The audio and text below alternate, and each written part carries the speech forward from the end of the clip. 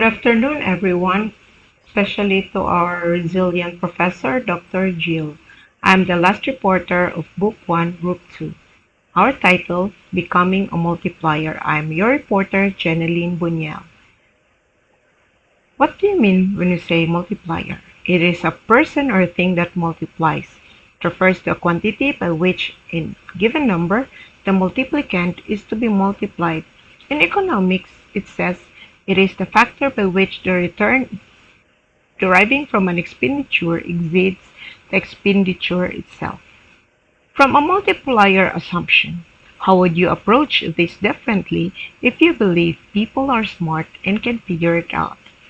It would be clear that you choose Janti for her understanding of the market and her ability to assimilate the vast amounts of market data that the task force is assembling.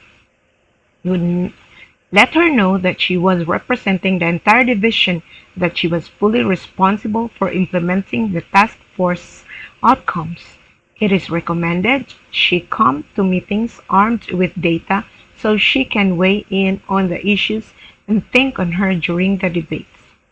The results of this approach: it engages fully in the task force, gains new understanding of the competitive landscape, and advocates for marketing programs that will have immediate benefit for the division. The assumptions: it holds shape, our views, our practices, and in the end have a powerful effect on the outcomes, often forming a self-fulfilling prophecy. One aspiring multiplier told us that the moment he started shifting his assumptions, he could see new opportunities everywhere. He started to ask, how can I improve the situation without putting myself at the center? It is said that if you want to apply multiplier skills and behaviors naturally and instinctively, try on multiplier assumptions and see how it will guide your actions. Here is a chart that summarizes some of the key assumptions of diminishers and multipliers. There are three columns. The first column, discipline. The second column, diminisher assumption. The third column, multiplier assumption. First, discipline, talent magnet. According to diminisher assumption, people need to report to me in order to get them to do anything. Multiplier assumption says, if I can find someone's genius, I can put them to work. Second discipline, liberator. Diminisher assumption said, pressure increases performance, but multiplier assumption said, people's best thinking must be given, not taken. The third challenger, discipline. Diminisher assumption said, I need to have all the answers, but multiplier assumption said, people get smarter by being challenged. The fourth discipline, debate maker. Diminisher assumption said, there are only a few people worth listening to. But multiplier assumption said, with enough minds, we can figure it out. Investor discipline, the last discipline. In diminisher assumption, it says people will never be able to figure out without me. But multiplier assumption said people are smart and will figure things out. Here is a 30-day multiplier challenge. It is the most effective and enduring learning involves small, successive experimentation with new approaches. When these small experiments produce successful outcomes, the resulting energy fuels the next slightly bigger experiment. This 30-day multiplier challenge focuses your efforts on a single discipline for 30 days. Why do we have 30 days? According to the research, it takes approximately 30 days of concentrated effort to form a new habit. Here is a glimpse into what happened with the 5 different leaders who took a 30-day challenge, but I am just giving you 2 examples out of the 5. The following are the highlighted disciplines of the different leaders. Labeling talent. Jack Bossidy was a team leader in a manufacturing plant. He could see some member of his team dominated meetings while others withdrew. The person who spoke most in the meetings was the person who felt most underutilized and undervalued. He decided to take the 30-day challenge and began by genius watching. He identified the native genius of each member of his team. The next meeting, he spoke to each person and explained why they are needed in the team and the unique capabilities they brought. He went beyond labeling each person's genius one-on-one and labeled it in front of the whole group. The team then reviewed the work that needed to get done over the next quarter and determined assignments. The team naturally ensured each person had an assignment that demanded one or more of his or her unique capabilities. What happened to the undervalued but overly dominating team member? He actually talked less, listened more, and began to draw out the capabilities of others. Under the leadership of an inspiring multiplier, he went from dominating to multiplying. So, it then felt like they are really working as a team. The second example, we have challenging students. They took a 30-day challenge during her second year of teaching. She learned that there are plenty of students who are underutilized, even though she knew that there was an enormous range of abilities in her class. So, she called the attention of her top all-around student and asked him to assume the role of a student leader for the class. She challenged him to fulfill his role so that by the next semester, the class would continue the tradition. Brian then went from being solid student to being an active leader in the class. He then selected several other students to work with him and organized academic competitions between their class and other classes during their vacant time. He then engaged fully from just 60% to 110%, which is most 2 times increase from that of being a high-performing student. And so, he then increased the engagement of the rest of the class in the process. Sustaining momentum. Taking a 30-day challenge will put you on the multiplier path and will produce initial traction and momentum. It takes more than a quick win to truly become a multiplier. Sustaining the momentum takes repetition, time, and reinforcement. Under this sustaining momentum, we have number 1, build it layer by layer. Mastery of skills like those of the multiplier is developed a layer at a time and a build on a simple tune. A leader begins with a simple assumption and a singular idea that people are smart, and the job of the leader is to draw out the intelligence of others. With this simple idea, leaders might begin by restraining themselves more and listening to others. They then start to ask more questions.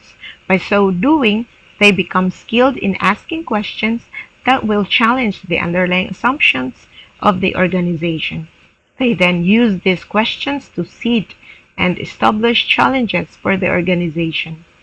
Next, they will be able to bring this sense of challenge and inquiry into key decisions and become masterful debate makers.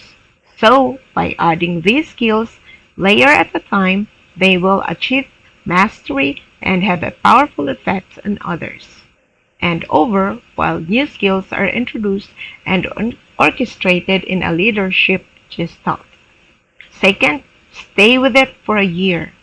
Why do it need to? In the spirit of the multiplier, one might adapt annual questions such as A. What would cause other people to become smarter and more capable around me? B. What could people figure out on their own if I just gave them more space? C. How can I get the full brain power of team organization? D. How can I multiply the intelligences of others? Asking these questions once or twice is interesting. Continuing to ask them again and again during the course of a year or longer creates deep learning and builds the hours of practice necessary to achieve mastery. A third one, build a community. Positive peer pressure is a powerful way to sustain momentum in any endeavor. It is, in its own right, a lazy way idea for becoming a multiplier. Experiment with the power of community in your own organization as a way to spark and sustain momentum. You may also choose to join a community of leaders around the world who aspires to lead like a multiplier. A. What type of online community of team of multipliers would create? B. How would they make it safe for people to share their best thinking and their boldest ideas? C. How would this community attract and develop talent and share ownership? So, by joining forces with a community, you need not have all the answers or even all the questions. You can look for a genius of the group to guide you. Genius or genius maker. Consider some of the multipliers who have made it across. Entrepreneurs Thomas and Andrea Strowman, who built billions of dollars of value in their company on their ability to find and develop the natural genius in others. History teacher. Another example, Patrick Kelly, who creates an environment that draws out his students' very best thinking in work and whose 98% of students score at the proficient or advanced on state tests. Nobel laureate Wangari Maathai, who started small by planting 7 seedling trees but eventually created an irresistible challenge that resulted in 40 million trees being planted across Africa. The last example, activist Ila Bhatt, founder of Siwa and now member of the esteemed group, the Elders, established by Nelson Mandela, who built up leaders to fully own and guide organizations she began. Leading like a multiplier is a choice we encounter daily or perhaps every moment.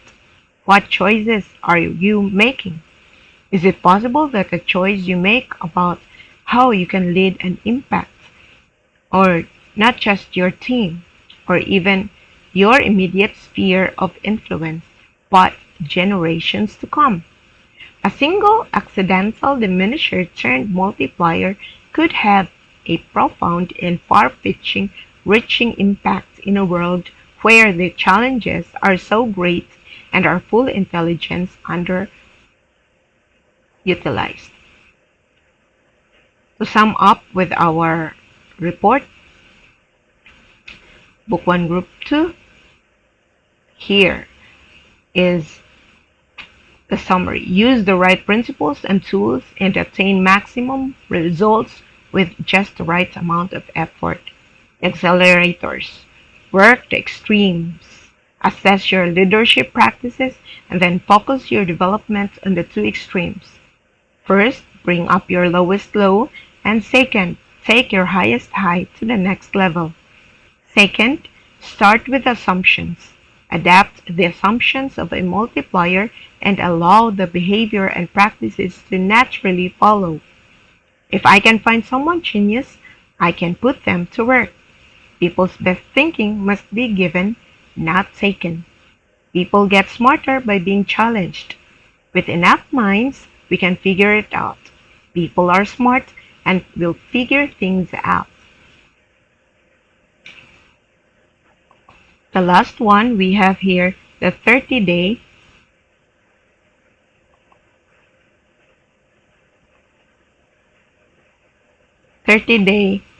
multiplier challenge. Pick out one practice within one discipline and work it for 30 days. Under the sustaining momentum, we have 3 parts. First, build it layer by layer. Second, stay with it for a year. And third, build a community. That ends our report, and I would like to leave you with a short quotation. When I let go of what I am, I become what I might be, by Lao Tzu. Thank you very much for listening. Good afternoon once again.